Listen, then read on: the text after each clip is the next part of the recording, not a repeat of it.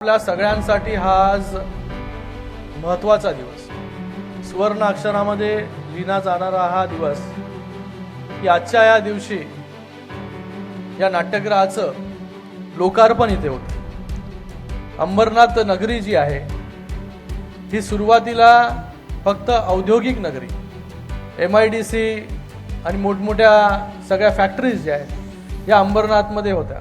लोक कामानिमित्त अंबरनाथमध्ये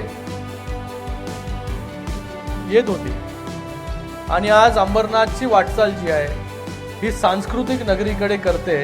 मला याचा खूप मोठा अभिमान आहे आणि आज या अंबरनाथच्या नाट्य मंदिराच्या लोकार्पणानिमित्त सगळी दिग्गज मंडळी जी आहे, मला वाटत नाही कुठल्याही वास्तूच्या लोकार्पणासाठी एवढे सगळे मंडळी जे आहेत ते कधी आले असतील।